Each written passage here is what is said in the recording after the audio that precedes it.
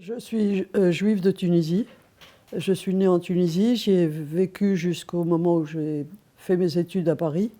Après mes études, je suis repartie en Tunisie. Et mes deux enfants sont nés en Tunisie. J'avais l'intention, avec mon premier mari, d'y vivre. Et il est apparu que dans la Tunisie de l'indépendance, il n'y avait pas de place pour les juifs tunisiens. Mon mari était tunisien de nationalité malgré son nom italien, Valenzi. Et donc nous avons quitté la Tunisie en 1965, il y a déjà bien longtemps. Mais dans ma famille, la famille Chemla, donc, nous parlions autant l'arabe que le français. Ma grand-mère ne parlait que l'arabe à la maison et j'étais très proche d'elle. Et donc j'ai été familiarisée vraiment avec l'arabe dialectal tunisien. Et dès mes études en France, je me suis mise à l'apprentissage de l'arabe littéral, puisque j'avais l'intention de rentrer en Tunisie. Et chassée de la Tunisie, malgré moi, j'ai emporté le pays avec moi en faisant des recherches sur la Tunisie. Voilà, donc il ne m'a jamais quitté, le pays ne m'a jamais quitté.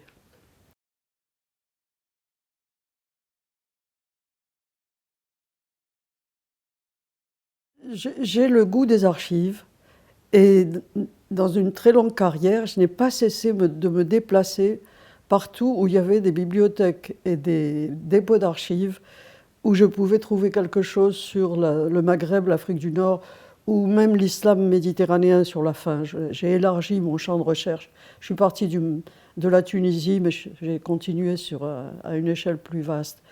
Et donc, la première chose, c'est que à la suite d'une relation de voyage obscure, sans intérêt, il y a un texte d'un missionnaire anglais qui essaye d'évangéliser les non-musulmans en Tunisie, qui cite le nom de la personne qui l'accompagne et qui lui enseigne l'arabe, Mardoché Nadjar. Et alors ce nom me reste en mémoire et je ne cesse pas de le retrouver dans des journaux de missionnaires, dans des relations de voyage, dans des relations d'archéologues amateurs qu'il a aidé à déchiffrer le punique. Chaque fois son nom est modifié, je trouve une correspondance énorme en Hollande. Et donc chaque fois que je trouve une relation, je sais qu'il y a une archive quelque part. Et j'en ai trouvé en Italie. Le seul pays où j'en ai pas trouvé, c'est la Tunisie finalement. Mais il y en avait à Trieste, un peu à Livourne, à Paris et à Leiden. Alors Mardoché Nadjar, je ne sais pas sa date de naissance, je ne sais pas la date de sa mort, je ne sais pas comment il a appris l'arabe au point d'être copiste de manuscrits arabes et de reconnaître les manuscrits arabes et de savoir sélectionner ceux qui sont importants pour les vendre à des orientalistes européens. Je ne sais pas comment il a appris l'arabe lettré, quoi. Mais j'ai trouvé sa trace quand c'est déjà un homme adulte qui arrive en France à la fin de la Révolution française, sous le Directoire et l'Empire. Et donc il a été, d'une certaine manière, frotté à cette France en pleine effervescence. Et on le sent dans sa correspondance, on le sent dans ses rapports avec les Européens avec lesquels il traite. Quand ce missionnaire Greaves arrive à Tunis, le consul d'Angleterre l'envoie tout de suite chez Mardoché Nadjar. Donc c'est devenu la référence obligée pour les Européens qui veulent s'informer sur le pays et sur la langue et sur la culture. Il est connu. Et il a accumulé ce prestige, où il a obtenu cette position, pour avoir déjà servi à beaucoup de ces archéologues improvisés. Il n'y a pas d'archéologie scientifique encore, hein, bien sûr. De ces expatriés. Avec l'Europe, c'est l'Europe révolutionnaire et napoléonienne qui est centrale là-dedans. C'est ça le contexte politique. C'est que l'Europe a été complètement chamboulée par les guerres révolutionnaires et les guerres de l'Empire. Donc vous avez des gens en Italie qui soutiennent Napoléon, mais qui ensuite doivent s'échapper, sont en exil en Tunisie. Et Mardoché Nadjar entre en contact avec eux. Vous avez des... Il y a un autre aspect qui est plus culturel et qui est important, je crois, c'est que la Tunisie devient un prolongement du Grand Tour. Le Grand Tour, autrefois, envoyait les lettrés, les aristocrates britanniques en Europe et en Italie. Alors, c'était l'Italie de la Renaissance, mais c'était aussi l'Italie romaine. Et ils s'arrêtaient dans tous les sites importants. Et d'une certaine manière, la Tunisie devient un prolongement. Carthage. C'est Carthage, c'est Utique. Alors, vous avez toutes sortes de gens qui appartiennent à la République des Lettres, mais aussi des aristocrates, des princes, une princesse, qui vont en Tunisie au début du 19e pour voir ces sites et qui sont très bien accueillis. Alors, c'est l'autre aspect du contexte politique, c'est que les baies de Tunisie se sont beaucoup intéressés à ce qui se passait en Europe, en ont tiré parti sur le plan du commerce, par exemple, quand quand le blocus continental empêchait les Français de faire du commerce, les Tunisiens ont pris la relève, et en particulier le bey de Tunis, Hamoud Abache. Donc il y a un engagement très direct dans le monde contemporain et dans ses turbulences. Et ensuite, les bey qui succèdent à Hamoud Abache sont très ouverts au monde extérieur. Il y a un cosmopolitisme de la cour qui m'a vraiment fascinée. J'en parle pas forcément dans le bouquin, mais il y a au Bardo beaucoup de jeunes Françaises qui sont des servantes, des costumières, des nourrices, etc. Et donc on parle français, on parle italien. Tel bey de Tunis a une mère italienne et parle beaucoup mieux l'italien que le turc. Les beys ne parlent pas le turc. Ils ont des traducteurs. Et ils ont pour les langues européennes des traducteurs de l'italien, de l'allemand, que sais-je, de l'anglais. Mardochenaja occupe ce créneau. Il devient le traducteur, surtout pour les actes officiels, bien sûr, où il faut pas jouer avec les mots, quoi.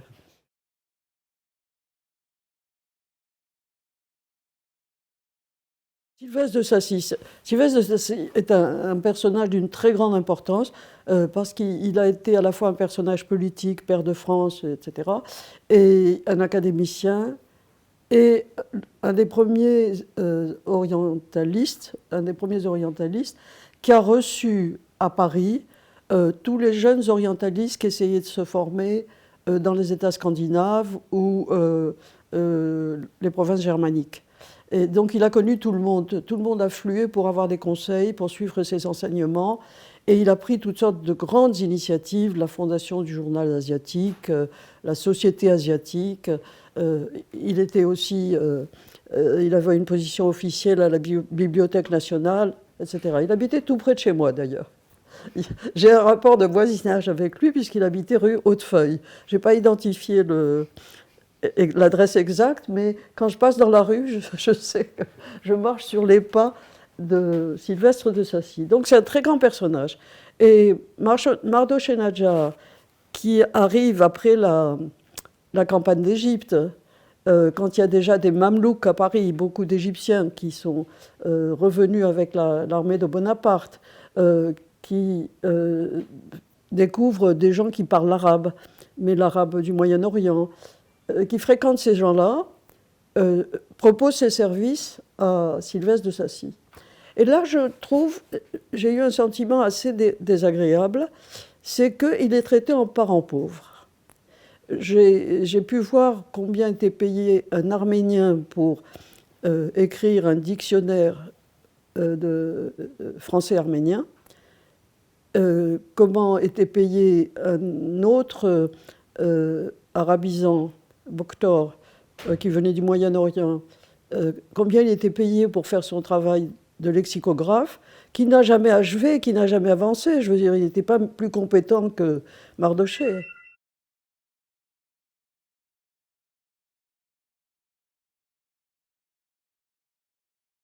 Oui, Mardochée est à Paris à une période de très grande effervescence politique et culturelle aussi.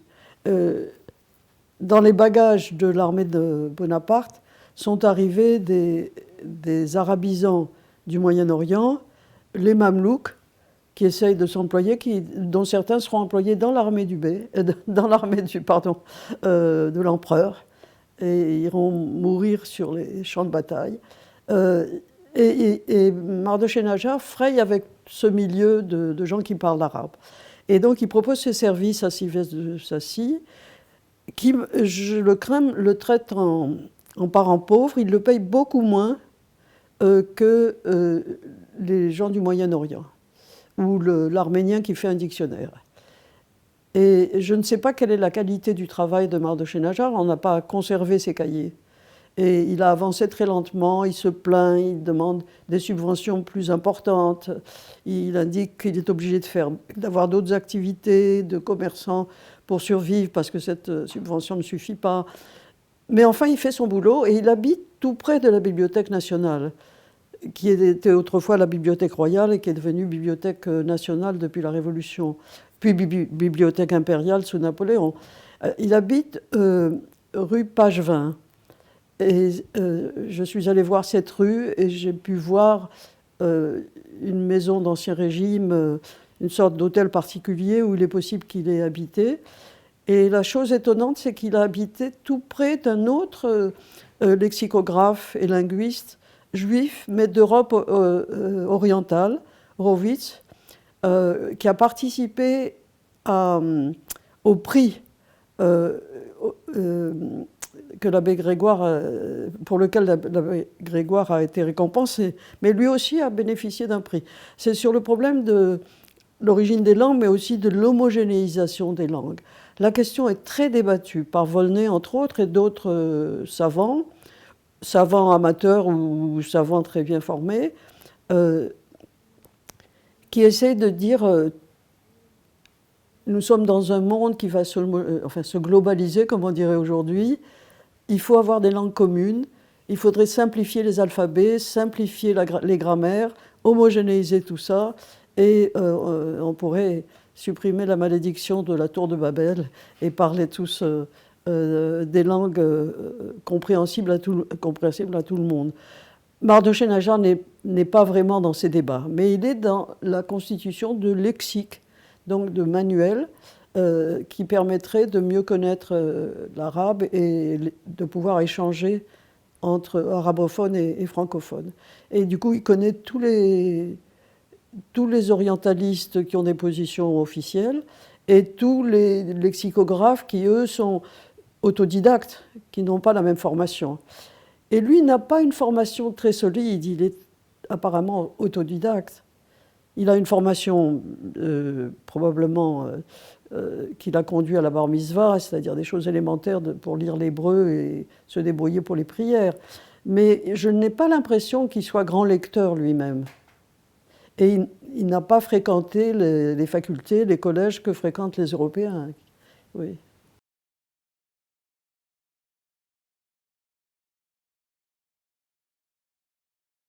J'ai l'impression qu'il est parti à la fois pour s'aventurer dans le monde, parce que ce qui se passait en France était fascinant, et aussi pour s'éloigner de sa famille avec laquelle il ne paraît pas avoir eu des relations très étroites.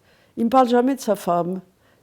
Il ne parle pas d'écrire à sa femme. Il apprend par un neveu qui est en Libye qu'une de ses filles est morte. Ça veut dire qu'il ne recevait pas de courrier de ses filles. Est-ce qu'elles étaient capables d'écrire? Peut-être pas, mais elles avaient bien des cousins qui pouvaient le faire pour elles. Donc on a l'impression que, lorsqu'il parle à Greaves longtemps plus tard, il dit qu'il est mal vu des rabbins, qu'il a des idées un peu trop non conformistes et qu'il est mal vu des rabbins. Donc il est possible que déjà il ait eu envie de s'éloigner de ce milieu. J'ai l'impression aussi qu'en France, il n'a pas fréquenté les Juifs. Je n'ai pas trouvé sur les recensements de Juifs qui ont été réalisés sous l'Empire, alors qu'il était encore en France, je n'ai pas trouvé son nom.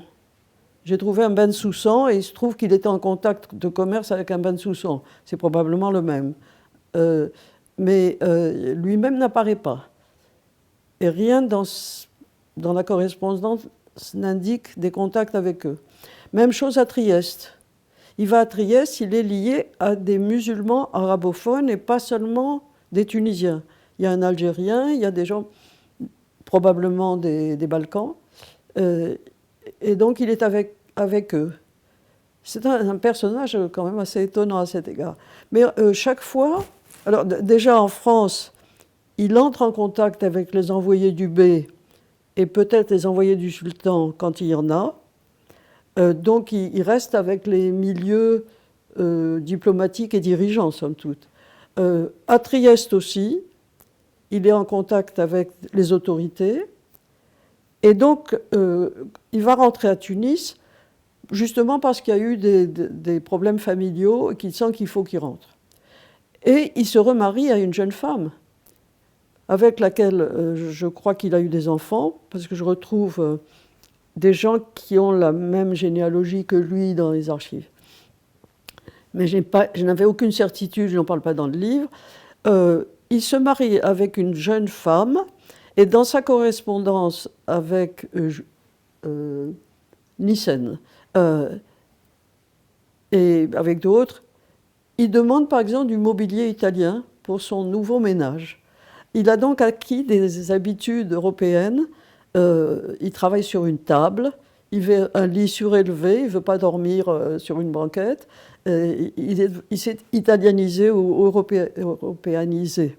Et il rentre avec finalement cette double casquette de commerçant lié au souk et d'intermédiaire avec les autorités.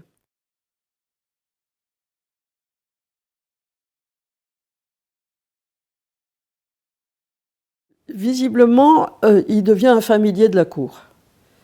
Il connaît les ministres, il y a un ministre qui reste célibataire, qui n'a pas une grande maison, qui n'est peut-être pas resté célibataire, je me trompe, mais qui est en tout cas un grand collectionneur de livres.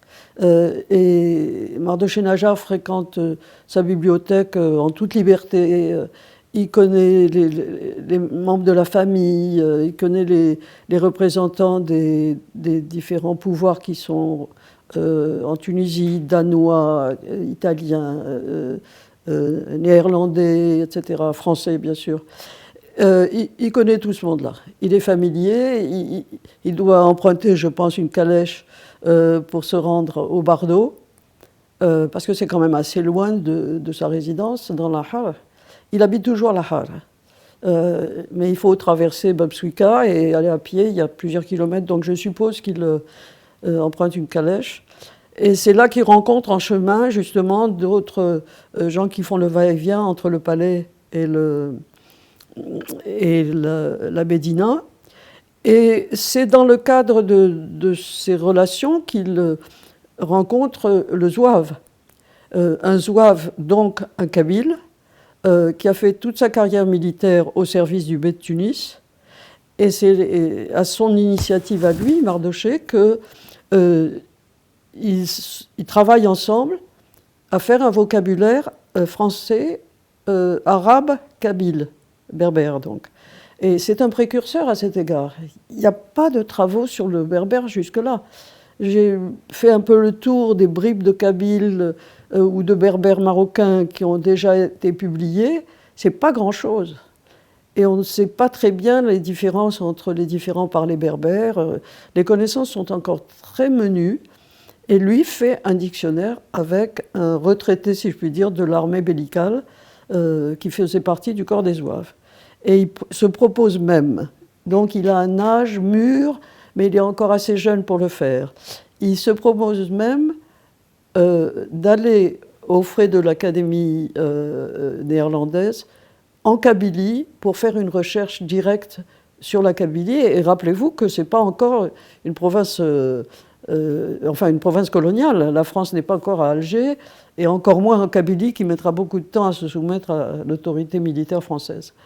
C'est donc, il y a une curiosité de sa part qui est vraiment infatigable et qui est assez admirable, je trouve, cette passion pour les langues. Oui.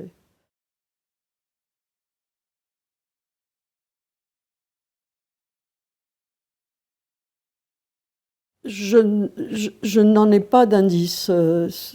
Il y a quand même quelque chose que je n'ai pas creusé, parce que je ne le savais pas à l'époque. J'ai vu dans un livre plus récent sur les synagogues de Tunisie qu'il y avait une fondation pour l'étude religieuse qui porte son nom. Alors, est-ce que c'est le même Mordechai ou pas? Je ne sais pas. Mordechai Najar, je ne sais pas. Comme on porte toujours le nom d'un ancêtre, il est possible que ce soit un homonyme, et un parent, mais un homonyme. Je ne sais pas. Mais il est possible qu'il ait encouragé l'étude une fois rentré. Je ne sais pas. Il indique seulement ses frictions avec les conservateurs, les rabbins, les juifs conservateurs de son milieu. Il y a un des voyageurs, c'est peut-être Greaves, ou peut-être un autre, je n'en ai plus le souvenir exact, qui parle d'un missionnaire qui est dans les souks, et c'est un souk où sont présents des juifs et des musulmans. Et le missionnaire s'adresse aux juifs et il commence à discuter de théologie, et les juifs lui tiennent tête, ils discutent de religion, et ils en viennent presque aux mains, et ils commencent à maltraiter le missionnaire qui a insulté la religion juive ou que sais-je. Et il y a un marchand musulman qui prend le missionnaire par les épaules, qui le rentre dans sa boutique. Enfin, je décris des gestes que je n'ai pas vus, mais je devine la situation, et qui lui dit « Calme-toi. Ici, il y a des juifs, il y a des musulmans. Les juifs suivent leur religion, nous suivons la nôtre, et nous sommes en paix. Ne sème pas la zizanie, tu n'as rien à faire ici. » Voilà. Et je trouve que c'est ça qui décrit bien la situation. Je crois que Mardochée a vécu dans cette capitale qui est déjà cosmopolite. Moi, je suis frappée par la présence des Maltais, des Italiens, juifs ou non, les graines sont des juifs livournais, des descendants de Tabarquins, c'est-à-dire des Italiens génois qui habitaient de manière permanente à Tabarka, qui était une île où on pêchait le corail, et qui ont été ramassés et réduits en esclavage au milieu du XVIIIe, et dont les descendants sont restés à Tunis. Et ils occupent une niche, ils tiennent des tavernes, ils ont des petits commerces, ils vendent le vin et les produits prohibés pour les musulmans, et ils constituent une sorte de petite colonie. Bon. Il y a des Français, et pas seulement des Français attachés à la maison dans laquelle ils habitent tous, qui est une espèce de caravansérail, mais il y a maintenant une espèce de petite colonie française, de gens qui autrefois avaient échappé comme protestants, et maintenant échappent à la Révolution ou à l'Empire ou au retour de la monarchie. Donc c'est une ville où on parle beaucoup de langues, où on se rencontre au marché, au port, déjà dans des résidences secondaires. Et c'est là qu'on voit la tolérance des baies. Ils autorisent les voyageurs à voyager dans le pays, et ils autorisent les consuls et leur entourage à avoir des résidences secondaires du côté de la Marsa et de Sidi Bou Saïd. Pas Sidi Bou Saïd même, qui est un village maraboutique, si je puis dire, où il y a une procession régulière et une visite du marabout, mais à la Marsa. Et c'est là que les Français ont pour la première fois une résidence à la Marsa, entourée de vergers, pardon. Et c'est encore la résidence française, où vit l'ambassadeur. Donc ça remonte assez loin. Et je pense que c'est très différent à Alger, où les humiliations sont constantes. On rappelle constamment les Turcs comme les morts, ceux qu'on appelle les morts, c'est-à-dire les indigènes arabophones.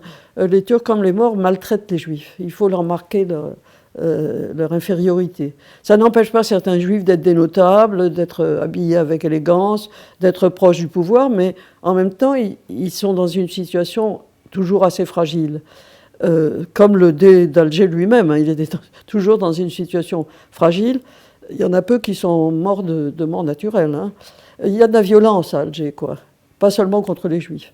Et au Maroc aussi, je crois que la situation n'est pas toujours harmonieuse. Mais en Tunisie, il y a des incidents. À Tunis même, si un Juif se conduit mal, a une relation adultérine avec une musulmane, il est brûlé vif.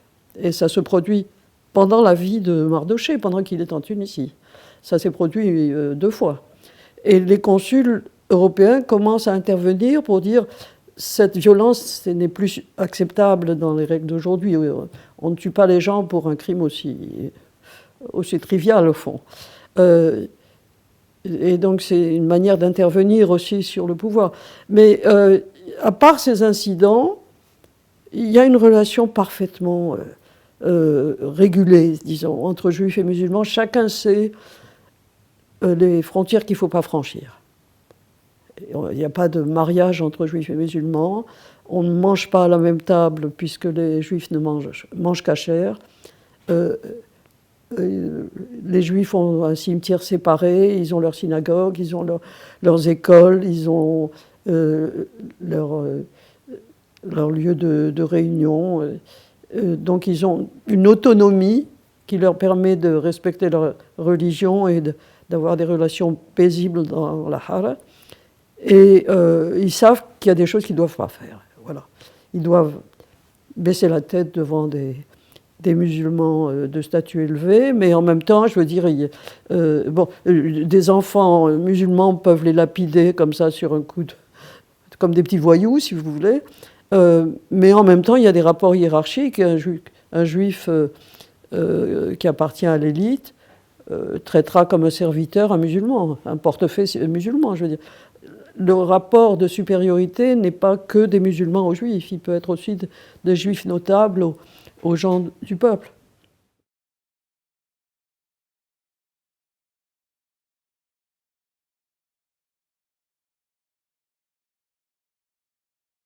Enfin, j'espère que les lecteurs y trouveront du plaisir, mais j'ai rencontré, grâce à lui, un grand nombre d'Européens intéressés par la culture locale.